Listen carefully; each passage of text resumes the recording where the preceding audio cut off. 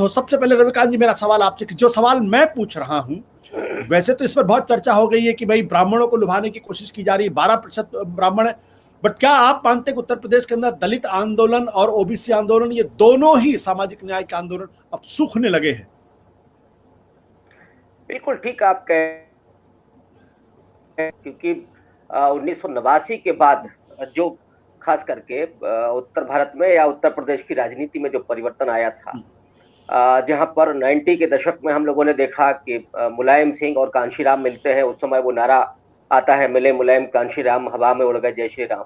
और उसके बाद अगर हम आज देखते हैं तो मायावती के महासचिव सतीश मिश्रा अयोध्या में न सिर्फ ब्राह्मण सम्मेलन करते हैं बल्कि जय श्री राम और जय परशुराम के नारे भी लगवाते हैं। दूसरी तरफ हम लोग देख रहे हैं कि समाजवादी पार्टी भी लगभग उसी ट्रैक पे जा रही है। 8 अगस्त से उनके ब्राह्मण सम्मेलन शुरू हो रहे हैं और परशुराम की मूर्ति की बात वो उनकी पार्टी कर चुकी है। पहले भी वो विष्णु के मंदिर की बात कर चुके हैं। तो एक तरह से जो सामाजिक न्याय की राजनीति के जो दो सूत्र थे, जो दो प्लेटफॉर्म थे, जिसका केंद्र एक दलितों का केंद्र बीएसपी हुआ करती थी, ओबीसी का केंद्र जो समाजवादी पार्टी हुआ करती थी, वो दोनों पार्टियां आज न सिर्फ ब्राह्मण सम्मेलन कर रही हैं बल्कि हिंदुत्व के ट्रैक पर जाती हुई दिख रही। और बीएसपी के साथ जो हुआ 2007 में, मायावती बहुजन से सर्वजन पर आती हैं और 2021 में वो सीधे तौर पर हिंदुत्व की राजनीति करते हुए दिखाई दे रही। तो ये जो यात्रा है बहुजन से सर्वजन और आज हिंदुत्व की राजनीति जब वो कर रही है, तो निश्चित तौर पर उनकी आइडियोलॉजी पर सवाल खड़े हैं। बल्कि सवाल क्या, वो एक तरह से उन्होंने सिर के बल उसको खड़ा कर दिया है। बाबा साहब अंबेडकर और कांशीराम की जो विरासत, उनके आंदोलन की जो पूरी विरासत थी, वो किसी जमाने में जाकर के जय श्री राम के नारे में तब्दील हो जाएगी, ये तो किसी ने भी नहीं सोचा था। तो एक किस्म से वो सिर के बल खड़ी हो गई है जो पूरी राजनीति। उसके मायने आगे के समय में क्या होंगे? क्या ये मायावती की केवल एक तरह से रणनीति है, इसको चुनावी रणनीति कहा जाए, जिसको लेकर के मैं थोड़ा सा दूसरे ढंग से सोचता हूं कि हो सकता है ये चुनावी रणनीति हो, और जो योगी आदित्यनाथ का फैक्टर है, जो मोदी के वर्क्स जो चीजें खड़ी हो रही है, हो सकता है, या कांग्रेस को कमजोर करने के लिए जो चीजें हो रही हैं, तो हो सकता है कि वो एक रणनीति हो। लेकिन रणनीति राज्य आपके पूरे विचारधारा पर अगर हावी हो जाए तो फिर सवाल खड़े होने लगते हैं। ठीक है, ब्राह्मणों को जोड़ने या ठाकुरों को जोड़ने के लिए और भी कदम हो सकते थे। मैं समझता हूं कि उत्तर प्रदेश में आज के जो हालात हैं, कोरोना की दूसरी लहर के बाद और बेरोजगारी, महंगाई की चरम अवस्था में, आज किसी भी जाति में, खासकर के सवर्णों में मैं देख रहा हूं, तो उनको उनमें एक बेचैनी है, गुस्सा है भारतीय जनता पार्टी के प्रति, और वो भारतीय जनता पार्टी को हराना चाहते हैं। लेकिन मुझे लगता है कि ब्राह्मण आप सम्मेलन करके या क्षत्रिय सम्मेलन करके उनको आप नहीं जोड़ सकते। उनके लिए रोजगार का सवाल है, महंगाई को कम करने का सवाल है। ये सवाल जब होंगे तो मुझे लगता है कि वो साथ आएंगे और बेहिचक साथ आएंगे। रविकांत जी, जब कांशीराम ने अपनी यात्रा उत्तर प्रदेश के अंदर शुरू की थी तो उनका नारा हुआ करता था, तिलक तराजू और तलवार, इनको मारे जूते चार। हालांकि उन्होंने खुद अपने मुंह से नारे नहीं लगाए, लेकिन ये नारे उस वक्त बहुत तेजी से चला करते थे।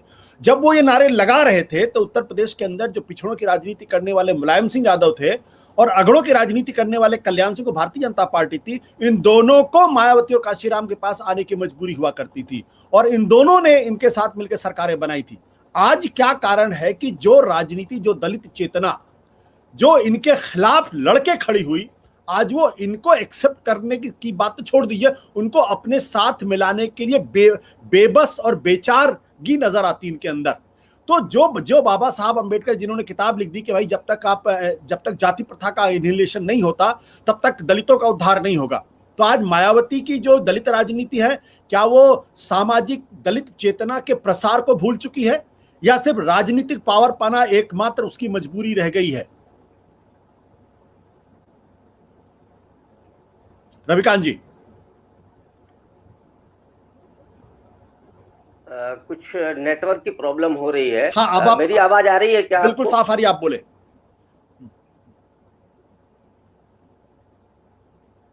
रविकांत जी, आपको आवाज आ रही मेरी? मुझे अभी आवाज थोड़ी कट के आ रही है। मुझे लगता है कि आप तब तक विनोद जी कुछ बात कर ले, मैं थोड़ा सा देखता हूँ, सकता है अब आपकी आवाज साफ आ रही है, आप जी। अपना पक्ष रखें, आपकी आवाज साफ आ रही है, आप अपना पक्ष रखें। अच्छा, मुझे आवाज नहीं मिल रही है, थोड़ी सी नहीं, दिक्कत आ रही आप है। बोलिए, मैं आपकी आवाज साफ सुन हालांकि सकता जो हूँ। मैं समझ पाया हूँ कि जो आपने सवाल किया है, थोड़ा कट के आ रही थी आवाज, कि 2 दशक में पिछले दो या अगर हम चलिए इसको रविकांत जी, पूरा आप 3 मैं आप दशक में अपनी आवाज ठीक कर ली, जो उसके बाद परिवर्तन दिख रहा है। आप अपनी आवाज ठीक। विनोद जी, जो सवाल मैंने रविकांत जी से पूछा वो सवाल आपसे भी है।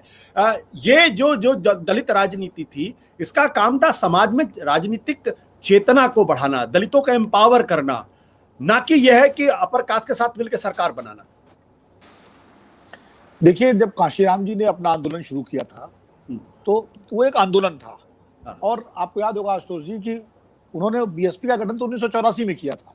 उसके पहले बामसेफ और DS4 के जरिए उन्होंने दलित चेतना का आंदोलन शुरू किया था। बिल्कुल सही कहा आपने कि बाबा साहब अम्बेडकर के बाद मुझे लगता है देश की दलित राजनीति में अगर किसी ने, या सामाजिक न्याय की राजनीति में किसी ने सबसे ज्यादा मौलिक प्रयोग किया है और व्यवहार के स्तर पर, तो काशीराम जी ने किया है। इसीलिए मैं हमेशा उनको काशीराम जी ही कहता हूँ, क्योंकि मुझे आदर के साथ, क्योंकि मेरा मानना है जब हम अटल बिहारी वाजपेयी को अटल जी कह सकते हैं और गांधी जी और नेहरू जी कहते हैं, तो काशीराम जी को काशीराम जी क्यों नहीं कहना चाहिए।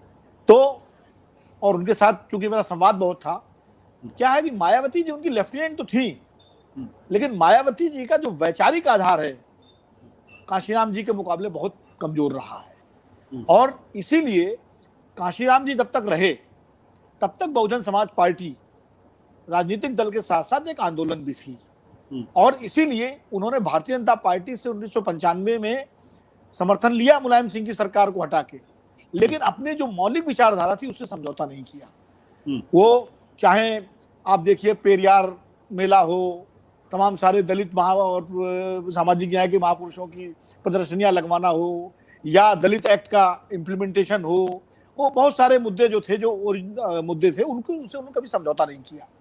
और मैंने उनसे पूछा था एक बार, मैंने कहा कि आप क्या वजह है कि आप कभी मुलायम सिंह जी के साथ गठबंधन करते हैं, कभी मायावती बीजेपी के साथ करते हैं, कभी कांग्रेस के साथ करते हैं, लेकिन आपका जनाधार आपके साथ क्यों बना रहता है। तब उन्होंने कहा था कि हमारा जनाधार वंचित है, वो पहले रोटी से वंचित था, सत्ता से वंचित है। पहले रोटी के लिए वो ठाकुर के दरवाजे पर और ब्राह्मण के दरवाजे पर और बनिया के दरवाजे पर जाके खड़ा रहता था, और उसे जहां भी रोटी मिल जाती थी वो रोटी खाता था। आज वो सत्ता चाहता है, वो सत्ता उसे बीजेपी के साथ जाके मिले, कांग्रेस के साथ जाके मिले, या सपा के साथ जाके मिले, सत्ता चाहिए। ये उनका एक राजनीतिक सोच था। तो वो अपने मूल सिद्धांत से और मूल विचारधारा से उन्होंने कभी समझौता नहीं किया। काशीराम जी के जाने के बाद मायावती जी ने पहला काम तो ये किया कि उनके जमाने के जितने पुराने बीएसपी मूवमेंट के लोग थे, एक एक करके उन्होंने सबको बाहर कर दिया बहुजन समाज पार्टी से। और रविकांत जी को भी पता होगा, बहुत सारे नाम आपको पता होंगे, वो जयराम जय से लेकर के राज बहादुर और दीनानाथ भास्कर और जंग बहादुर पटेल, और आप बुद्ध यहाँ के हरभजन लाखा, मध्य प्रदेश के भीम सिंह पटेल, कितने सारे नेता थे जो वाकई मूवमेंट से आए थे, उन सबको उन्होंने बाहर किया। और उनकी जगह तमाम सारे ऐसे बौने लोग आ गए जिनकी कोई आंदोलन में, विचारधारा में कोई रुचि नहीं रही। अब स्वामी प्रसाद मौर्य, जो एक समय बहुजन समाज पार्टी के मायावती के बाद दूसरा फेस होते थे, वो आज बीजेपी में सुशोभित हैं, योगी जी का गुणगान कर रहे हैं। तो इससे पता लगता है कि मायावती जी के कार्यकाल में बहुजन समाज की जो विचारधारा थी, या अम्बेडकरवादी विचारधारा जो दलित, वो उसका कितना प्रचार प्रसार हुआ, समाज के स्तर पे भी नहीं हुआ और पार्टी के स्तर पे भी नहीं हुआ।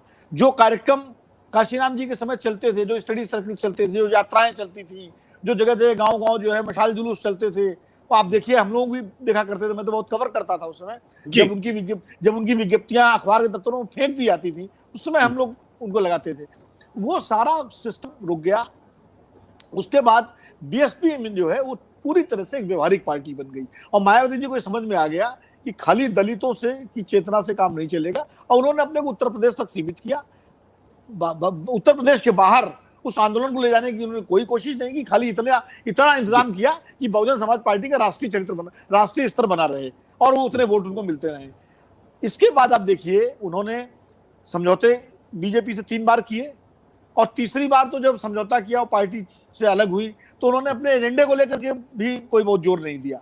2007 में जब ये ब्राह्मण वोटों का, सतीश मिश्रा जी आ गए। अब सतीश मिश्रा जी का बहुजन समाज आंदोलन से कोई लेना देना नहीं रहा, वो सुप्रीम कोर्ट के लॉयर हैं, वो वकील हैं, वो आ गए और उन्होंने जो है एक ब्राह्मण कार्ड का नारा दिया और वो प्रयोग कुछ हद तक सफल हुआ और 2007 में सत्ता मिल गई। उसके कारण बहुत दूसरे थे, सिर्फ ब्राह्मण वोट ही उसका कारण नहीं था, वो एक एडिशनल फैक्टर था। उस समय समाजवादी पार्टी की सरकार को लेकर बहुत सारे लोगों में गुस्सा था, भारतीय जनता पार्टी खड़ी नहीं हो पा रही थी, मायावती जी कानून व्यवस्था को लेकर के एक बड़ा उन्होंने, तो अब उसी प्रयोग को दोहराना चाहते हैं। 2014 में वो असफल हुई, 2017 में असफल हुई और 2019 में असफल हुई। अब उनको लग रहा है, चूंकि विचारधारा तो पीछे छूट चुकी है और उनको ये लग रहा है कि हमारा जो 20% दलित वोट है वो तो हमारे साथ है ही, ये 12% में से 5%, 6%, 7% आ जाए अगर, तो हमारा जो है 26-27% वो आ जाएगा, पिछड़ा आ जाएगा।